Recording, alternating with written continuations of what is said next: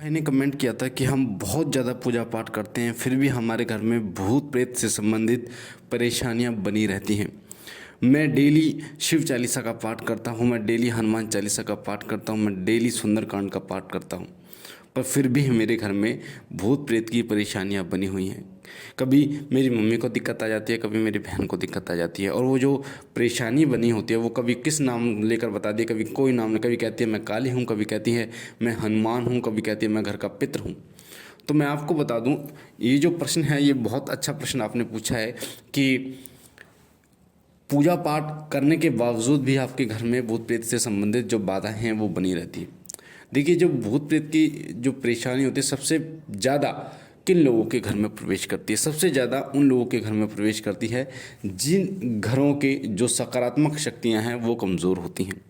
सकारात्मक शक्तियां कौन सी होती हैं? जो आपके घर के पितृ होते हैं, कुल देवता और कुल देवी होते हैं। जब ये कमज़ोर होते हैं तब ये सकारात्मक जो शक्तियां हैं, जब ये कमज़ोर होती हैं तब ये नकारात्मक शक्तियां आपके घर में प्रवेश करना शुरू कर देती हैं। पितरों को कैसे शक्तिशाली बनाया जाता है, कुलदेव को कैसे, कुलदेवी को कैसे शक्तिशाली बनाया जाता है, उसके विषय में मैं एक अलग से वीडियो के माध्यम से आपको बताऊंगा कि कैसे आप उनको शक्तिशाली बना सकते हैं। जब ये शक्तिशाली बन जाते हैं तो किसी भी प्रकार से शक्ति आपके घर में प्रवेश नहीं कर पाती। कई बार होता क्या है कि जब आप पूजा पाठ करना शुरू करते हैं तो बहुत सी नकारात्मक शक्तियां भी आपकी तरफ आकर्षित होनी शुरू हो जाती हैं। जैसे कई बार आप किसी वीडियो को देख लेते हैं, या कई बार आप किताबों को पढ़ लेते हैं, कई बार आप ये सोच लेते हैं, तो कई कोई साधना कर लेते हैं, कोई भोग दे देते हैं, तो जिसके कारण कई शक्तियाँ आपकी तरफ आकर्षित हो जाती हैं। आपको नहीं पता कि वो शक्तियाँ क्या हैं, आपको नहीं पता कि कैसे उनका आवाहन किया जाता है। जैसे कई लोग लौंग का जोड़ा दे देते हैं, तो कई लोग मिठाई का भोग दे देते हैं, कई लोग पान का भोग देते हैं, तो कई लोग पंच मिठाइयों का भोग देते हैं, पांच तरह की मिठाइयों का, कई लोग जायफल का भोग दे देते हैं, तो कई लोग तो ऐसे भी मैंने देखे हैं जो लोग अपने रक्त का जो भोग है वो दे देते हैं। एक व्यक्ति ने मेरे को बताया था कि मैंने सुना है कि माता काली रक्त से बहुत ज़्यादा प्रसन्न हो जाती हैं, तो मैंने घर में रक्त का भोग दे दिया। तो हुआ क्या उसके साथ कि उसके घर में लगातार मृत्यु होनी शुरू हो गई, लगातार उसके घर में मृत्यु शुरू हो गई। और फिर जब उसका देखा गया तो देखा गया कि जो मरघट काल का है वो फिर बलि के रूप में उसके घर में प्रवेश कर गए। उसके बाद फिर बलि चाहिए उसको थी। तो ये चीज़ जो है, ये सकारात्मक शक्तियाँ तो होती हैं, साथ साथ में ये शक्तियाँ जो हैं, ये जब आपका भाव नहीं होता तो फिर ये शक्तियाँ आपका नुकसान भी करना शुरू कर देती हैं। तो सबसे पहली चीज़ ये है कि आप कोई भी साधना जब आप करते हैं, कोई भी आप भोग देते तो सोच समझ कर आपको देना चाहिए। ऐसा नहीं कि कुछ भी आप दे दें, कहीं से भी आप दे दें, पढ़ा लिखा या सुना आपने कहीं से और आपने वो पूजा शुरू कर दी, आपने वो साधना शुरू कर दी।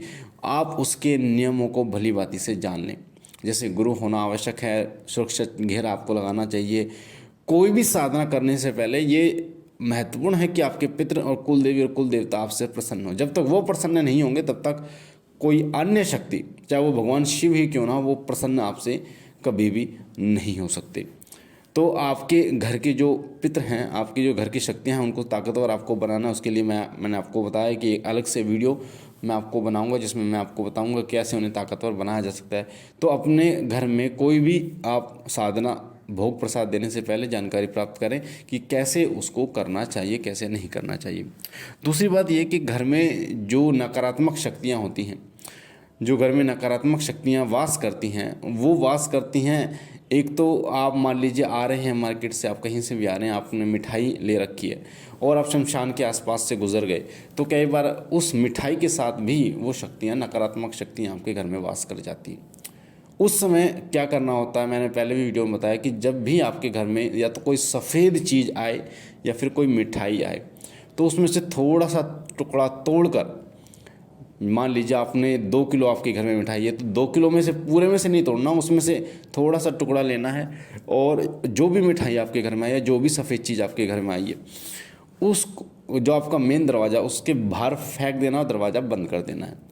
जब आप ये करेंगे तो आपके घर में वो जो चलकर शक्ति आपके साथ आई है मिठाई के माध्यम से या किसी सफ़ेद चीज़ के माध्यम से, तो फिर वो शक्ति आपके मिठाई के माध्यम से ही वो घर से बाहर चली जाती है। तो ये भी बहुत बड़ा कारण होता है जिससे जो नकारात्मक शक्तियाँ आपके घर में प्रवेश कर जाती हैं। कई बार आप इत्र लगा लेते हैं तो इत्र की खुशबू से भी शक्तियाँ जो है वो आकर्षित आपकी तरफ हो जाती हैं। और कई बार जो महिलाएं होती हैं, माता बहनें होती हैं, पहले कहा जाता था कि माता बहनों की जो अशुद्धि का जब समय आता है तो उनको घर से बाहर नहीं जाना चाहिए। साथ ही कई जो बहनें हैं या फिर कई भाई हैं जो हल्दी इनको लग जाती है तब भी घर से बाहर नहीं जाया जाता, क्योंकि उस समय जब हल्दी लगती है तो नकारात्मक शक्तियाँ हल्दी की महक से बहुत जल्दी आकर्षित होती हैं आपकी तरफ। साथ ही माता बहन की जब अशुद्धि का समय आता है तो उसकी जो खुशबू होती है उससे नकारात्मक शक्तियाँ बहुत बहुत ज़्यादा आकर्षित होती हैं। ये लगा लो आप कि अशुद्धि के समय पर बहुत दूर से भी वो शक्तियाँ आपकी तरफ आकर्षित हो सकती हैं। तो इसलिए कहा जाता है, ये सही है, हमारे बड़े बुजुर्गों ने बहुत सही सलाह दी है, बहुत सही चीज़ों को बताया, पर लोग आज के समय में इन चीज़ों को नहीं मानते, जिससे वो परेशानियों का शिकार बन जाते हैं। ऐसे समय में अपने घर पर रहें, नहीं तो कोई दिक्कत हो सकती है आपको।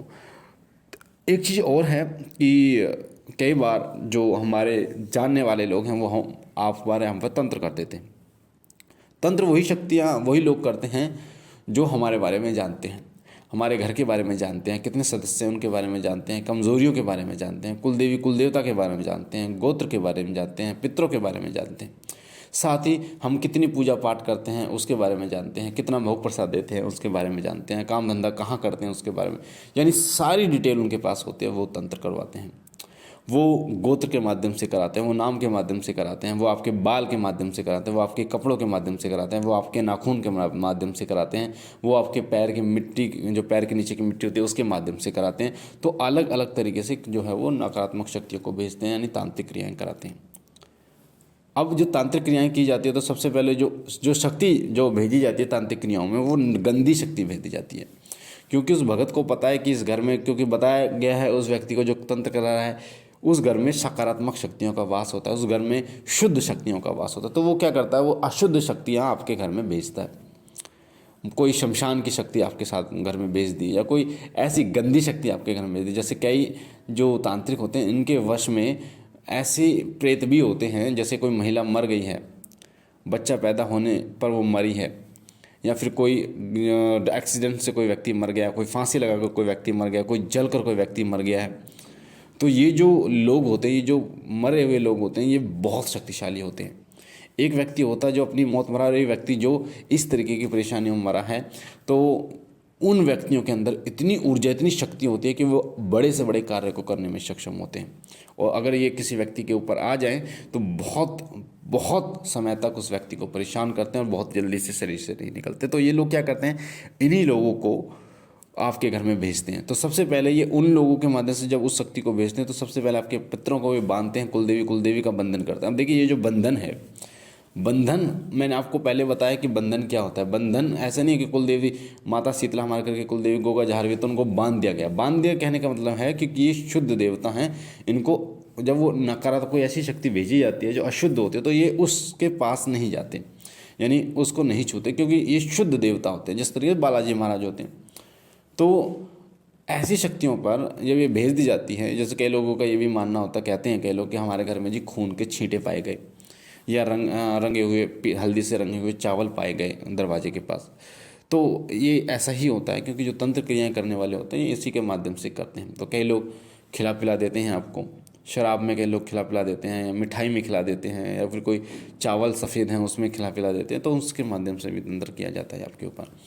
अब जब वो शक्ति, अशुद्ध शक्ति आपके घर में प्रवेश कर रही है, और फिर चाहे आप हनुमान चालीसा का पाठ कर रहे हैं, चाहे आप दुर्गा चालीसा का पाठ कर रहे हैं, चाहे आप नवाण मंत्र का जाप कर रहे हैं, चाहे आप दुर्गा सप्तशती का पाठ कर रहे हैं, तो उससे क्या होता है, उससे आपकी पूजा जो भी आप करें, क्योंकि अशुद्धि आपके घर में आ चुकी है, तो उस आपकी पूजा स्वीकार तो होती है, आपकी पूजा लगती तो है, आप जो पूजा कर रहे हैं उसका फल आपको मिलता है। ऐसा नहीं है कि वो सारी व्यर्थ चली जाती हैं, पर वो बहुत ही कम मात्रा में मिलता है। ये ऐसा ही होता है जैसे कि आप एक तो आप शुद्ध होकर पूजा कर रहे हो, नहा धोकर साफ कपड़े पहनकर, पवित्र कपड़े पहनकर आप पूजा कर रहे हो, तो जितना फल आपको उसका मिलना चाहिए।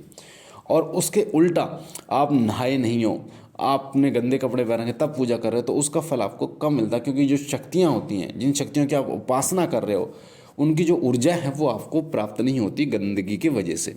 तो जब एक नकारात्मक शक्ति, गंदी शक्ति आपके घर में प्रवेश करती है तो वो गंदे अशुद्धि फैला देती है आपके घर में, जिससे जो सकारात्मक शक्ति है उनकी पूर्ण ऊर्जा आपको प्राप्त नहीं होती। पर फिर भी वो शक्तियाँ कहीं ना कहीं आपको रास्ता दिखाने की कोशिश करती हैं। जैसे मैंने आपको कई वीडियो में बताया कि अगर आपके घर में प्रेत बाधा की दिक्कत है या फिर आपके ही शरीर में प्रेत है और आप पूजा पाठ करते हैं तो वो निकलता नहीं है, पर हाँ आपकी पूजा से ये फर्क पड़ता है कि उस ऊर्जा के कारण, जो पूजा पाठ की ऊर्जा है उससे उसकी शक्ति निष्क्रिय हो जाती है, निष्क्रिय धीरे धीरे, यानी जो वो आपको जो चोट पहुंचाना चाह रहा था वो चोट नहीं पहुंचा पाता, उसकी शक्ति कम होनी शुरू हो जाती है। तो ये कार्य जो है हो जाते हैं। तो जो आपके घर में पूज रही है जो शक्ति है, फिर वो जब कुछ कार्य नहीं कर पाती, उनको रोक नहीं पाती, तो वो आपको रास्ता दिखाना शुरू करती है। मान लो किसी भगत का रास्ता दिखाना शुरू कर देती है, किसी तांत्रिक का रास्ता, जो सही व्यक्ति है उसका रास्ता आपको दिखाना शुरू कर देती है और फिर आपको वो वहाँ ले जाती है और फिर वो आपका निवारण करता है। तो इसीलिए जो ज़्यादा पूजा पाठ करते हैं उनके साथ ये दिक्कतें होती हैं। अब मैं आपको बता दूं, जो भगत होते हैं उनके घर में जल्दी से कोई शक्तियाँ प्रवेश नहीं करती, तांत्रिक क्रियाएँ नहीं होती। क्यों? पहली बात तो ये कि वो जानते हैं कि वो पितरों को कैसे ताकतवर बनाया जाए, कुल देवता कुल देवी को कैसे ताकतवर बनाया जाए। तो वो ताकतवर इतने बन जाते हैं उनके देवता कि वो फिर किसी नकारात्मक शक्ति को प्रवेश नहीं होने देते। तो ये थोड़े से ऊपर श्रेणी के जो लोग होते हैं, जो भक्ताई में विश्वास रखते हैं, भक्ताई करते हैं, भक्ति करते हैं, साधना करते हैं, देवता से बात करते हैं, देवता को सवारी आती है, उसे वचन लेकर रखते हैं कि कोई भी शक्ति आए तो आप पहरे पे रहोगे, उनके ऊपर ये दिक्कतें नहीं आती। पर जो एक सामान्य व्यक्ति पूजा पाठ करता है तो उसके साथ ये परेशानियाँ सबसे ज़्यादा होती हैं। तो इनका जो निवारण है वो यही है कि आप अपने पितृ कुलदेवी और कुल देवता को शक्तिशाली बनाइए। जितना आप उन्हें शक्तिशाली बनाएंगे उतना ही वो आपकी सहायता करेंगे। तो इसके लिए मैंने एक अलग वीडियो बनाऊंगा कि इनको शक्तिशाली कैसे बनाया जाए। बाकी मुझे आशा ही जानकारी आपको पसंद आई होगी। अगर आप पहली बार हमारे चैनल पे हैं तो चैनल को सब्सक्राइब कीजिए, बेल आइकन को दबा के ऑल पर क्लिक कीजिए, लाइक कीजिए, शेयर कीजिए और बहनों और भाइयों तक, ताकि और लोगों तक जानकारी जाए और लोग भी इसका फ़ायदा उठा पाए। बाबा भोलेनाथ आपको सुखी रखे, आपके घर काम में बरकत रखे, तमाम कष्टों का निवारण करे, आपके ऊपर अपनी कृपा बनाए रखे, आपकी झोली भरे। हम मिलते हैं एक नई जानकारी के साथ, तब तक के लिए ओम नमः शिवाय, ओम नमः शिवाय, ओम नमः शिवाय।